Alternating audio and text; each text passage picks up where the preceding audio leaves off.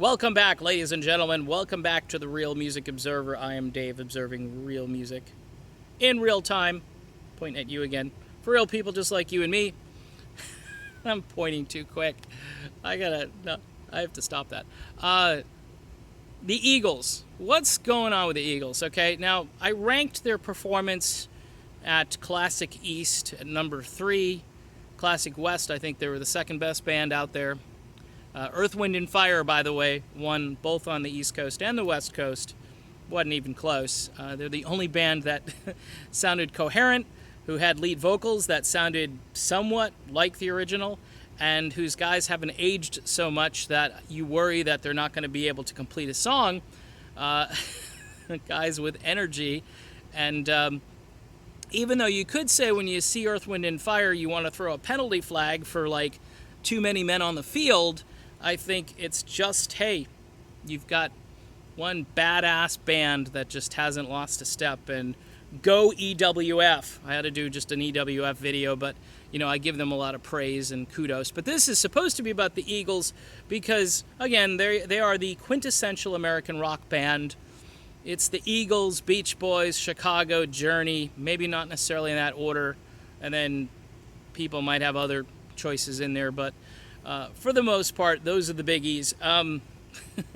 Yeah, I mean, again, it's just so open for interpretation. Why do the Eagles have Timothy B. Schmidt to sing what? To sing I Can't Tell You Why and Love Will Keep Us Alive. 2 songs, okay? I think he plays bass, right? And why did you hire Vince Gill? I'm just still confused because, again, Vince Gill has this voice which is similar to Tim Schmidt. And what's weird is they let Vince Gill sing Take It to the Limit, but they've never let Tim Schmidt sing that song. Or I've never heard it. Same thing with Try and Love Again. Now, nobody's singing Try and Love Again. I would, anything off of Hotel California, something other than Hotel California would be cool. And I know Vince Gill is also singing New Kid in Town, which, of course, is a Glenn Frey song. And, hey, guys, you got Deacon. Deacon can handle this now. Deacon Frey, to me, is like the best thing that's happened to the Eagles. He's just awesome. But Don Henley sounded a little squeaky on vocals, little hoarse, little worn out. Sounds old. Just gotta say it. Somebody on Twitter was very diplomatic and said, well, this is something that happens naturally during the aging process. Yeah, it also happens if you don't take care of your voice, and it happens because you haven't used your voice. If you don't use it, you're going to lose it. I listened to Roger Daltrey of The Who say that, and he believes firmly that if you don't keep using your vocals, you're going to lose them. You're not going to be able to sing, and Roger's pretty good. He's probably in the top 20 great male vocalists of all time. Even today, he can still bring it and sing it. But for any event, if you're an Eagles fan, you've got to be wondering, this is kind of a weird roster. I had a lot of negative comments on videos about Classic East where people were wondering, why the hell is Vince Gill up there? I mean, the rock people and the country people, they don't always see eye to eye, okay? I'm just letting you know that. And even though Vince Gill was part of the 90s country movement, which was some really good music, by the way. I am a fan of a lot of 90s country stuff. If I had to be trapped in a country format, it would be a 90s country format. It wouldn't be today's country, because today's country sounds like rap and metal, and I don't know what they're doing. I turn on the radio and I go, what the hell is that? That's not country. I don't know. Merle Haggard rolling over in his grave. Is he alive? Dead? I don't know. But the point being is that it's not really country. But anyway, Vince Gill is a part of the Eagles, and he represents really sort of their countryside. But remember, the Eagles transitioned, and this was Glenn Frey and Don Henley wanting to rock out. Glenn Frey especially saying, hey, I want to be a full-fledged rock band. I don't want to wuss out. I don't want to do another Tequila Sunrise. Great song. but he wanted to crank it up a few notches. And you got Hotel California, Life in the Fast Lane, Victim of Love, Heartache Tonight, Those Shoes. You got real legitimate rock and roll songs that really got them established on FM radio. And they were known as kind of like the badass band for smart people, the Eagles were. So these days, though, if you're going to recreate all of that, you need to have people who understand, I guess, the current dynamic. The current dynamic is we want to hear all the hits, but we want to rock out.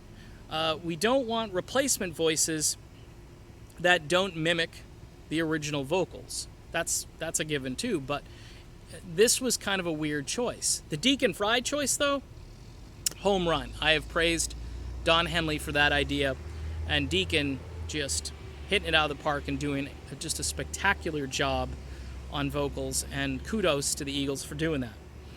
Now getting to Timothy B. Schmidt, he's kind of like the odd man out. He sings these two songs. He was really hired to replace Randy Meisner, but he doesn't sing Randy Meisner songs. Vince Gill sings the one Randy Meisner tune. It's just a bizarre thing. I don't really understand why they needed Vince Gill in this band. Now, Don Felder, I said his name, Don Felder, the guy who used to be the Eagles' lead guitar player, with, of course, some help from Joe Walsh. They were kind of like dueling lead guitarists, but Felder was given that job as lead guitar player, and then they brought Walsh in to help out. Now, between Felder and Walsh, that's indicative of the fact that they're trying to rock out. Now they got this guy, Stuart Smalley, or whatever his name is, playing the double neck guitar, and I'm thinking to myself, Felder could kill this. They could have Fingers Felder up there, blistering through the intro, and just smoldering the thing, and doing an epic, like, takedown, just what Felder does, okay? And then you have Joe Walsh and him fighting it out at the end, you know. Felder is all about, like, finesse and technique. Walsh is all about just noodling until your brain explodes, you know? I mean, Walsh is a great guitar player, but he's almost like a bull in a china shop, whereas Don Felder is like the classical master, you know? So they both complement one another, and it would be nice to have them on the same stage again.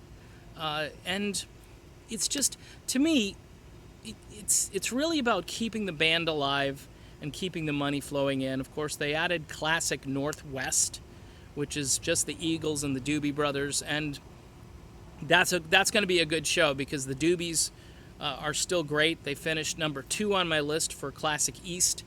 Eagles came in at 3rd, and the big thing is, does Don Henley have enough gas in his tank to sing through all these songs? Because, as Glenn Fry said, we just had Don sing more and more songs because he's Don Henley. So let's see if he can do it. I'm hoping that maybe they'll allow Timothy B. Schmidt to sing the songs that he I think was supposed to sing. He was supposed to sing the Randy songs, but it looks like it's going to be Vince Gill. I guess this just gives everybody an equal share, an equal partnership in this one big happy experiment called the Eagles, and it keeps the band alive, and Deacon certainly honors the memory of his dad, and that was a great idea. So that's it on my Eagles analysis. I don't know. Are they worth seeing at $2,000 a pop if you're in the VIP section? No. But Eagles Doobie Brothers, and if you're somewhere on the field and you're paying maybe $100, yeah, I could see doing that. It's history, and these bands aren't going to be around forever. Think of it that way. I'm Dave, and we'll talk again soon on the Real Music Observer.